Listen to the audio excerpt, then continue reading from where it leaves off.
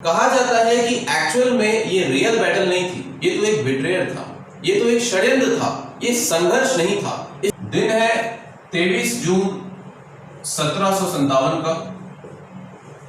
मुर्शिदाबाद से 20 मील की दूरी पर एक मैदान है और इस मैदान का नाम है प्लासी का मैदान।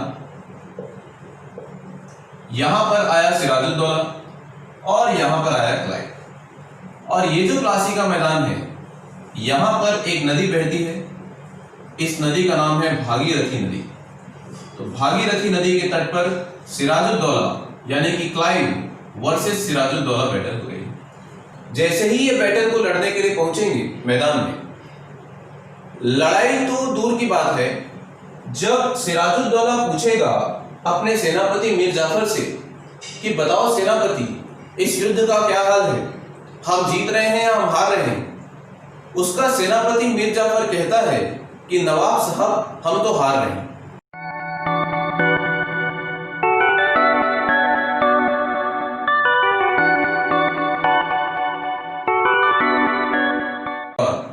अगली घटना होगी अलीनगर की संधि। तो जैसा कि हमने देखा कि कलकत्ता पर यानी कि फोर्ट विलियम पर सिराजुद्दौला का कब्जा हो गया और वहीं पर घटना हुई थी, ब्लैक होल इंसिडेंट हुई थी, हालवेल के मस्तिष्क की उपस्थिति। तो जब कलकत्ता पर कब्जा हो गया तो यहां मद्रास में दो लोग हुए। एक व्यक्ति का नाम था वाटसन और दूसरे व्यक्ति का नाम था क्लाइव। देखो, यहां से एंट्री होती है एक बहुत ही चालाक और शातिर व्यक्ति की, जिसका नाम है क्लाइव। आगे जाकर बंगाल की पूरी नई राजनीति का सूत्रपात करने वाला होगा क्लाइव, और इसके टैलेंट को देखते हुए, इसके दिमाग को देखते हुए इसको आगे चल के बंगाल का गवर्नर भी बनाया जाएगा। लेकिन उसकी एंट्री जो है वो अब होने जा रही है। फिलहाल ये क्लाइव मद्रास में बैठा है और मद्रास में ये संभाल रहा है थल सेना। जहां क्लाइव थल सेना संभाल रहा है, वहीं वाटसन संभाल रहा है जल सेना। क्लाइव और वाटसन दोनों मद्रास से कलकत्ता की ओर कूच करते हैं, क्योंकि इनको कलकत्ता को वापस यानी फोर्ट विलियम को वापस अपने अधिकार में लाना है और साथ ही साथ इनके दिमाग में ब्लैक होल की घटना का बदला भी लेना है। तो इन दोनों उद्देश्यों से वाटसन और क्लाइव कूच करते हैं कलकत्ता की ओर। यहां मुर्शिदाबाद में बैठा हुआ है सिराजुद्दौला। तो जब ये दोनों यहां से कूच करेंगे तो सिराजुद्दौला भी कूच करेगा कलकत्ता की ओर। वो तो बैठा हुआ है मुर्शिदाबाद में। और अब यहां पर एक युद्ध होने की संभावना दिखाई दे रही है। ये प्लासी का युद्ध नहीं, छिटपुट युद्ध होगा क्लाइव और वाटसन के बीच में, और इन युद्धों के बाद फाइनली एक समझौता होगा इन दोनों के बीच में। क्योंकि जब कलकत्ता जीता था सिराजुद्दौला ने, तो कलकत्ता का नाम इसने रख दिया था अलीनगर। यही कारण है कि जो समझौता होगा क्लाइव और सिराजुद्दौला के बीच में, वो समझौता कहलाएगा अलीनगर की संधि। तो अलीनगर की संधि किन दोनों के बीच में हुई थी? तो वो हुई थी क्लाइव यानी कि अंग्रेजों के बीच में और सिराजुद्दौला के बीच में, और डेट था 9 फरवरी 1757।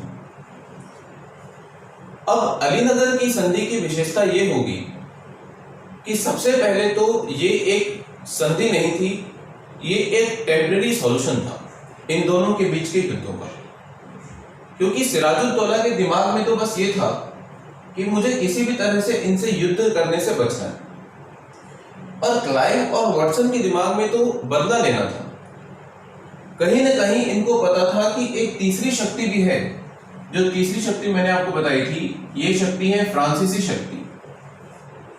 एक तीसरी शक्ति भी है, तो अगर सिराजुद्दौला इस तीसरी शक्ति के साथ मिल गया तो अंग्रेजों के लिए वो खतरनाक हो सकता है। इसके पहले कि अंग्रेज सिराजुद्दौला को बीट करें, उनको तीसरी शक्ति यानी फ्रांसीसी शक्ति को खत्म करना होगा। जब तक हम इसको नलीफाई नहीं कर देते, तब तक सिराजुद्दौला से डायरेक्ट आक्रमण करना खतरनाक हो सकता है। ये दिमाग की उपज है क्लाइव की, ये इसकी रणनीति। तो इसी सिलसिले को आगे बढ़ाते हुए इन्होंने टेम्परेरी सॉल्यूशन निकाला, अलीनगर की संधि नाम का टेम्परेरी सॉल्यूशन निकाला। तो ध्यान रखिएगा ये एक अस्थायी समझौता था। तो यहां से दो महत्वपूर्ण प्रश्न निकलते हैं। पहला होगा ब्लैक होल यानी कि काल कोठरी की घटना क्या थी, 2 नंबर के लिए प्रश्न आ सकता है। अलीनगर की संधि क्या थी, हमको इसके बारे में लिखना होगा, ये भी 2 नंबर के लिए प्रश्न आ सकता है। आगे बढ़ते हुए मैं जिक्र करूंगा 3 कोठियों का, और 3 कोठियों में से एक कोठी मैंने आपको बताई थी चंद्रनगर की कोठी। कासिम बाजार और कलकत्ता वाली कोठी अंग्रेजों के अधिकार में थी, लेकिन चंद्रनगर वाली जो कोठी है ये फ्रांसीसियों के अधिकार में थी। फ्रांसीसी एक शक्ति बनकर उभर चुके थे। डच आए, लेकिन अंग्रेज भी आए, लेकिन 2 शक्तियां जो उभरी वो थी अंग्रेज और फ्रांसीसी। तो ये जो है डायरेक्ट चैलेंज दे रहे थे अंग्रेजों को। अब देखो, फ्रांसीसी की भारत में 2 जगह महत्वपूर्ण केंद्र थे। एक था इनका पांडिचेरी वाला, और पांडिचेरी के बाद दूसरा इनका जो मेन जोन था वो था चंद्रनगर वाला। जैसे मैंने आपको बताया, अगर अंग्रेजों की बात करें तो उनका जो मेन सेंटर था वो था कलकत्ता वाला सेंटर, यानी कि फोर्ट विलियम। वैसे ही फ्रांसीसियों का पुडुचेरी था, और पुडुचेरी के बाद इनका जो सेंटर था वो चंद्रनगर था। लेकिन पांडिचेरी तो वो पहले खो चुके थे, 1750 के आसपास वो पांडिचेरी खो चुके थे। पांडिचेरी को खोने के बाद यानी कि वर्तमान में, यानी कि अभी करंट स्थिति यह है कि उनका जो मेन सेंटर है वो है चंद्रनगर। अब मैं आपको ले चलता हूं यूरोप में। जब इस समय ये सब कुछ भारत में चल रहा है, तो यूरोप में अंग्रेजों और फ्रांसीसियों के बीच सप्तवर्षीय युद्ध की शुरुआत हो चुकी है। और सप्तवर्षीय युद्ध का मतलब यह था कि फ्रांसीसियों से हमको लड़ाई करनी है और फ्रांसीसियों के ठिकानों पर हमको आक्रमण करना है। और यही मैसेज अंग्रेजों को भी मिल गया था, ब्रिटिश को भी मिल गया था कि अब फ्रांसीसियों के साथ दोस्ती नहीं चाहिए।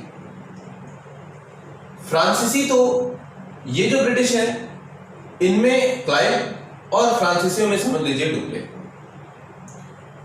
जब ये सप्तवर्षीय युद्ध यूरोप से शुरू हुआ तो इन्होंने बंगाल पर भी आक्रमण करना शुरू किया। तो इन्होंने आक्रमण किया चंद्रनगर पर। मतलब अब अंग्रेजों ने चंद्रनगर की कोठी पर अपना आधिपत्य को जमा लिया था। और इस तरीके से देखिएगा, चंद्रनगर की कोठी पर आधिपत्य को जमा के इन्होंने फ्रांसीसियों को फेल कर दिया, इन फ्रांसीसियों को दबा दिया। इस तरीके से इन फ्रांसीसियों का मनोबल जो है वो टूट गया है। और जो शक्ति, मतलब जो फ्रांसीसी सिराजुद्दौला को मदद कर सकते थे, उसको इन्होंने पूरी तरीके से न्यूट्रलाइज कर दिया चंद्रनगर की कोठी पर हमला करके। अब देखो, फील्डिंग पूरी तरीके से तैयार हो चुकी है। जो डर क्लाइव को था वो डर अब इसका दूर हो चुका है। इसने पूरी फील्डिंग को पहले ही लगा रखी थी। कैसे? सेनापति को तो ये अपने अधिकार में पहले ही कर चुका था, उसको संरक्षण दे चुका था, उसको नवाब बनाने के लालच तो पहले ही दे चुका था। बाकी जितने भी इसके अगेंस्ट में लोग थे जिनको संरक्षण प्राप्त था, उन सबको इन्होंने संरक्षण दे रखा था अंग्रेजों ने। तो ये फील्डिंग तो पहले ही सेट थी। और बच गया एक जो अगला शक्ति जो चैलेंज कर सकता है अंग्रेजों को, उसने चंद्रनगर पर आक्रमण करके उसको भी नलीफाई कर दिया। फ्रांसीसी पूरी तरीके से समाप्त हो गए। थोड़े कुछ बचे, वो कर्नाटक वाले बेदरा के युद्ध में जो 1759 में होगा, तब इनको पूरी तरीके से वापस भेज देंगे। लेकिन यहां पर तो ये करीब करीब पूरी तरीके से न्यूट्रल ही हो चुके हैं। अब देखो, अब समय आ चुका है कि अंग्रेजों को अब यहां पर चैलेंज फेंकना है। किसको चैलेंज देना है? सिराजुद्दौला। अब उसको बहाना क्या चाहिए? कोई ना कोई तो बहाना चाहिए ना, क्योंकि यहां पर तो आप ट्रीटी कर चुके हो, अलीनगर की ट्रीटी। और ट्रीटी में जो जो शर्तें थी वो तो सिराजुद्दौला मान चुका है। जैसे मैंने आपको बताया कि 3 कारण थे। पहला कारण था किलेबंदी, दूसरा कारण था संरक्षण, और तीसरा कारण था दस्तक का दुरुपयोग। तो ये जो संधि हुई थी, इसमें अंग्रेजों ने सारी शर्तें मनवा ली थी सिराजुद्दौला से। कहा था कि आप किलेबंदी करने की हमको परमिशन दो, हम किलेबंदी कर सकें। दूसरा कहा था कि हम दस्तक को इस्तेमाल कर सकें जैसा हम चाहे। जैसे इसने सिराजुद्दौला ने दस्तक की प्रथा को भारतीयों के लिए भी ओपन कर दिया था, उनसे भी चौकी लेना बंद कर दिया था। तो ये बात इन्होंने अपनी शर्तों यहाँ अलीनगर की संधि में रख दी थी। सारी बातें तो क्लाइव ने बनवा ली थी। लेकिन अब अगर आक्रमण करना है सिराजुद्दौला को, तो उसको एक बहाना चाहिए। तो देखो अब ध्यान से, अब यहां पर प्लासी का युद्ध होने वाला है 13 जून 1757 को मिस्टर क्लाइव एक लेटर लिखते हैं सिराजुद्दौला, और इस लेटर में वो लिखते हैं कि आपने हमारी संधि में जो शर्तें हमने रखी थी उन शर्तों को आपने भंग किया, तो क्योंकि आपने इन शर्तों को भंग किया है तो अब युद्ध के लिए तैयार हो जाइए। ये मैसेज मिल रहा है, ये चिट्ठी मिल रही है सिराजुद्दौला। यहां सिराजुद्दौला जैसे ही चिट्ठी पाते हैं, जैसे ही ये सेंड करेगा, लेटर जैसे ही सेंड करेगा, ये निकल जाएगा सीधा सीधा मुर्शिदाबाद के लिए, क्योंकि अगर उसको लड़ाई करनी है तो क्लाइव कहां जाएगा? मुर्शिदाबाद ही तो जाएगा सिराजुद्दौला से लड़ाई करने के लिए। इधर सिराजुद्दौला तो ये क्लाइव रास्ते में है, सिराजुद्दौला मुर्शिदाबाद जा रहा है। इधर सिराजुद्दौला को जैसे ही लेटर मिलेगा वो उसको समझ में आ जाएगा। पहले तो उसको समझ में तो पहले ही आ चुका था कि अंग्रेज मेरे अगेंस्ट में है, कि अब मुझे युद्ध के लिए तैयार हो जाना है। सिराजुद्दौला भी मुर्शिदाबाद से कूच कर रहा है और इधर क्लाइव भी मुर्शिदाबाद से कूच कर रहा है, लेकिन देखो सिराजुद्दौला पहले ही भाग गया था कि मेरे दोस्त कम और दुश्मन ज्यादा है। मीर जाफर के घर जाता है और मीर जाफर को रिक्वेस्ट करता है कि देख, जो भी पुरानी भीली पुछली बातें थी वो सब भूल जा, अब मुझे तेरी जरूरत है, तू मेरे से धोखा नहीं करेगा। ये वार्तालाप हो रहा है सिराजुद्दौला और मीर जाफर के बीच। कुरान पर हाथ रखकर कसम दिलवाता है और कहता है कि तू मेरे से वफादारी करेगा। मीर जाफर कुरान पर हाथ रखकर कसम खाता है, कहता है सिराजुद्दौला कि अब पगड़ी की इज्जत तेरे हाथों में। सिराजुद्दौला मीर जाफर को पॉजिटिव करने के बाद, उसको कॉन्फिडेंस में लेने के बाद वो कूच करेगा अंग्रेजों की तरफ। दोनों की सेनाएं जो है आगे निकल चुकी हैं और अब देखो मुर्शिदाबाद से 20 मील की दूरी पर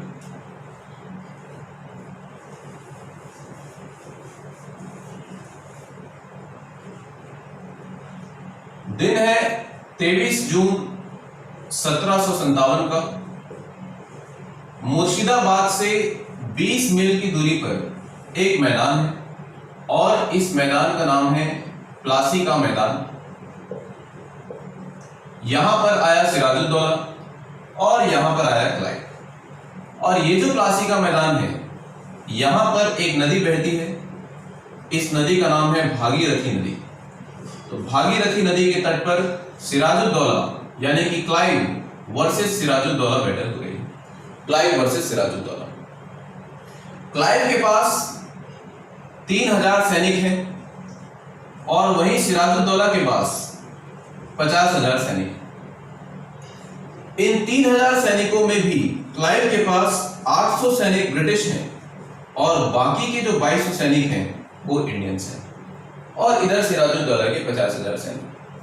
तो आप देख सकते हो इन दोनों में से ताकतवर सेना किसकी है? तो हमें दिखाई दे रहा है सिराजुद्दौला की, यानी कि बैटल को जीतने की संभावना पूरी और पूरी किसकी है? सिराजुद्दौला की। लेकिन जैसा कि हम जानते हैं कि क्लाइव ने पूरी फील्डिंग तो पहले ही सेट करके रखी थी, इसके सेनापति तक को वो अपने साइड कर चुका था, तो इस बैटल में होगा ही। जैसे ही ये बैटल को लड़ने के लिए पहुंचेंगे मैदान में, लड़ाई तो दूर की बात है, जब सिराजुद्दौला पूछेगा अपने सेनापति मीर जाफर से कि बताओ सेनापति, इस युद्ध का क्या हाल है, हम जीत रहे हैं या हम हार रहे हैं? उसका सेनापति मीर जाफर कहता है कि नवाब साहब, हम तो हार रहे हैं।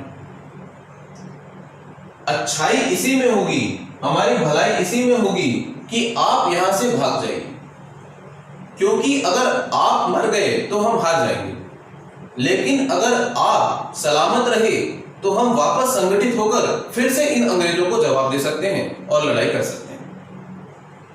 मीर जाफर की बात को मानते हुए सिराजुद्दौला वहां से भाग जाएगा और सिराजुद्दौला भागेगा मीर जाफर के बेटे के साथ। जैसे ही उसके बेटे को मौका मिलेगा वो सिराजुद्दौला की हत्या कर देगा। और अब सिराजुद्दौला की हत्या हुई है 23 जून 1757 को। इस तरीके से ये जो प्लासी का बैटल है ये अंग्रेजों ने जीता। अगले ही दिन सिराजुद्दौला के मृत शव को हाथी के ऊपर रख के इन मुर्शिदाबाद की गलियों में घुमाया जाएगा। इस तरीके से अंत होगा अलीवर्दी खां के नाती, जिसका नाम है सिराजुद्दौला। अब सिराजुद्दौला के बाद जाहिर सी बात है अगला जो राजा बनेगा यानी अगला जो नवाब होगा वो होगा मीर जाफर। तो देखो यहां से प्लासी के बैटल से और मीर जाफर के नवाब बनने तक, सिराजुद्दौला से नवाब की शुरुआत से और मीर जाफर के नवाब बनने तक बीच का जो सफर है, ये पूरा आपका प्लासी का युद्ध है। अब इसमें से जो प्रश्न निकल कर आते हैं वो क्या निकल कर आते हैं?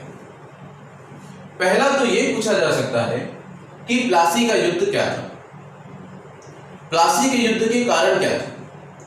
तो प्लासी के युद्ध के कारण में आप बता सकते हो कि एक तो मैंने आपको बताया किलेबंदी, तो वो एक राजनीतिक कारण हो सकता है। फिर मैंने आपको बताया दस्तक का दुरुपयोग, तो वो एक आर्थिक कारण हो सकता है। इस तरीके से आप उसको आर्थिक कारण बता के लिख सकते हैं। संरक्षण, इसको एक राजनीतिक कारण बता के लिखा जा सकता है। और उसके साथ जो सबसे इंपॉर्टेंट कारण था जो मैंने आपको आज बताया, वो था चंद्रनगर पर आक्रमण करना। मतलब यही तो वो चीज थी ना जिसका अंग्रेज इंतजार कर रहे थे, किसी तरीके से फ्रांसीसियों को बीट किया जाए। तो चंद्रनगर पर आधिपत्य जमाना और चंद्रनगर की कोठी पर हमला करना, ये और कुछ नहीं, ये तत्कालिक कारण। तो इस तरीके से आपने देखे राजनीतिक कारण, आपने देखे आर्थिक कारण और आपने देखे तत्कालिक कारण। फिर ये पूछा जा सकता है कि ये जो प्लासी का मैदान है, प्लासी का ये जो युद्ध है, कहा जाता है कि एक्चुअल में ये रियल बैटल नहीं थी, ये तो एक बिट्रेयर था, ये तो एक षड्यंत्र था, ये संघर्ष नहीं था। इसको समझाइए। सो हम देख सकते हैं कि 50,000 की सेना को बीट कर दिया है 3,000 की सेना ने। तो इसमें क्लाइव ने अपनी युद्ध नीति का, अपने कौशल का परिचय नहीं दिया है, क्लाइव ने अपनी कूटनीति का परिचय दिया है। वो जीता इसलिए है क्योंकि यहां पर उसने कूटनीति का इस्तेमाल किया था। ये एक तरह का युद्ध तो था ही नहीं, ये तो सिर्फ और सिर्फ एक धोखा था। तो इतिहास में जो सबसे बड़ी जीत दर्ज की है क्लाइव ने, वो अपनी सैनिक शक्ति की वजह से दर्ज नहीं की है, वो सिर्फ और सिर्फ अपनी कूटनीति की वजह से दर्ज की है। इसीलिए प्लासी के युद्ध को एक रियल बैटल न बोल के इसको धोखा कहा जाता है, इसको बिट्रेयर कहा जाता है। तो ये प्रश्न बनता है प्लासी के युद्ध से, समझाइए कि किस तरीके से ये एक धोखा था और एक रियल बैटल, एक वास्तविक संघर्ष नहीं था। प्लासी के युद्ध के लिए यह भी कहा जाता है कि यहीं से मध्यकाल का समाप्त होता है और आधुनिक काल की शुरुआत होती है। या फिर यहां पर एक प्रश्न यह भी बन सकता है कि यह समझाइए कि बंगाल के नवाब ने स्वयं को बेचा और भारत की गद्दी अंग्रेजों को सौंप दी। तो आप देख सकते हो कि मीर जाफर ने कुछ पैसों के लिए अपने आप को बेचा। तो ये अलग अलग, इसी प्रश्न को अलग अलग वैरायटी में पूछा जा सकता है। तो उसमें आपको सिराजुद्दौला से लेकर मीर जाफर की पूरी कहानी लिखनी होगी। और इसीलिए मैंने आपको पहले ही समझाया कि हमको एक समझ विकसित करनी होगी, तब हम इतिहास के प्रश्नों को लिख सकते हैं। तो अगर आपको आज ये समझ में आया कि प्लासी का युद्ध किस तरीके से एक धोखा था, किस तरीके से नवाब ने खुद को बेचा था इस युद्ध के लिए, और प्लासी का युद्ध एक रियल बैटल नहीं था, ये चीज आपको समझ में आ गई, तो आप इन प्रश्नों का उत्तर दे सकते हैं। अब देखिए इसके परिणाम क्या होंगे, प्लासी के युद्ध के परिणाम क्या होंगे। तो परिणाम कौन कौन से परिणाम हो सकते हैं? पहला परिणाम हो सकता है राजनीतिक परिणाम। राजनीतिक परिणाम क्या हो सकते हैं? तो जाहिर सी बात है, मीर जाफर जो है वो अब बंगाल का नवाब बन चुका है, ये तो सबसे बड़ा चेंज हुआ ही, ये राजनीतिक परिणाम होंगे। 1757 में जहां मीर जाफर बंगाल का नवाब बना, वहीं देखिए आगे 1857 में, मतलब मीर जाफर के द्वारा भारतीय राजाओं ने अंग्रेजों की दास्ता कबूल की। यहीं से तो एंट्री हो रही है, अंग्रेजों की दास्ता की शुरुआत यहीं से तो हो रही है। तो 1757 में मीर जाफर ने कबूल किया और 1857 में स्वतंत्रता की क्रांति, मतलब जिन राजाओं ने कबूल किया 100 साल के बाद वही राजा इन अंग्रेजों को भारत से खदेड़ना चाह रहे हैं 100 सालों के बाद। एक तरह का राजनीतिक परिणाम। राजनीतिक परिणाम के बाद अगला जो परिणाम है वो होगा नैतिक परिणाम।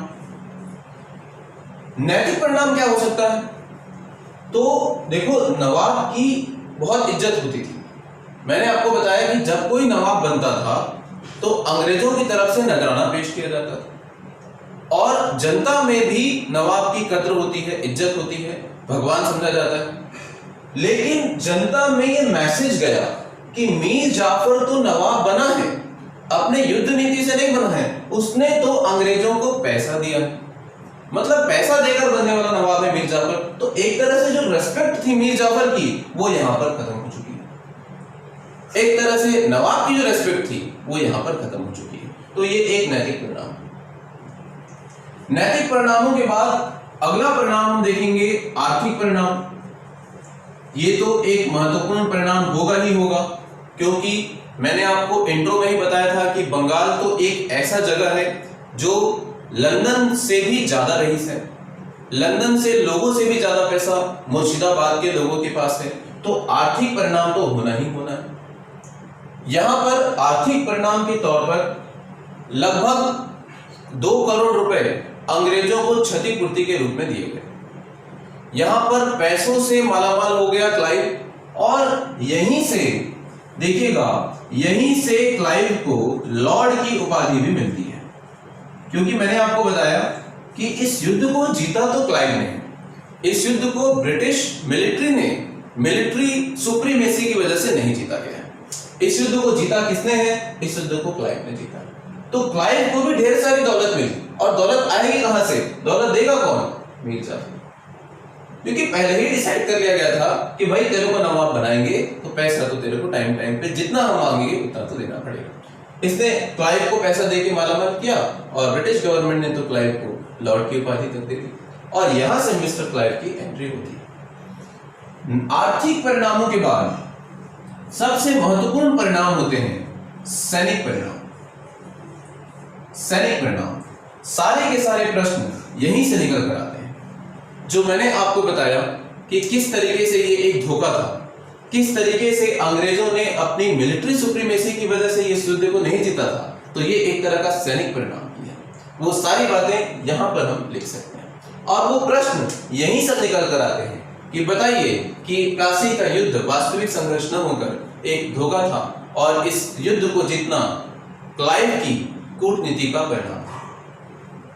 सैनिक परिणाम में एक महत्वपूर्ण परिणाम था फूट डालो और राज करो। फूट डालो और राज करो का मतलब यह हुआ कि क्लाइव ने तो एक्सपेरिमेंट किया था फूट डालने का, और ये एक्सपेरिमेंट उसका प्लासी के युद्ध में सक्सेसफुल हो गया। इस तरीके से फूट डालो और राज करो की जो पॉलिसी है, जो अंग्रेजों ने आने वाले 200 सालों तक अपनाई और भारत पर राज किया, उस पॉलिसी का एक्चुअल जन्म कहां से हुआ था? तो वो प्लासी बैटल से हुआ था। आप अपने कंक्लूजन में ये लिख सकते हैं कि प्लासी बैटल में फूट डालो और राज करो की नीति का जन्म हुआ था। तो इस तरीके से हमने प्लासी बैटल से रिलेटेड जितनी भी बारीकियां थी वो बारीकियां हमने पढ़ ली हैं, और मैं समझता हूं कि आपको ये चीजें जो प्लासी बैटल की मैं समझ आप में विकसित करना चाहता था वो आप में मिली। तो ध्यान देना कि जो प्रश्न इसमें से निकल सकते हैं, जो प्रश्न हमने डिस्कस किया है, वो प्रश्न था आपका प्लासी बैटल के परिणाम क्या होंगे। 2 नंबर के प्रश्नों में अलीनगर की ट्रीटी आ सकती है, कालकोटरी की घटना आ सकती है। बड़े प्रश्नों में ये एक धोखा था वाला प्रश्न आ सकता है, नवाब ने खुद को बेचा था ऐसा लिखा हुआ प्रश्न आ सकता है, और इससे और ये भी प्रश्न आ सकता है कि यहीं से आधुनिक काल की शुरुआत होती है, मध्यकाल एंड होता है और आधुनिक काल की शुरुआत होती है। तो बड़े प्रश्नों में यह आ सकता है।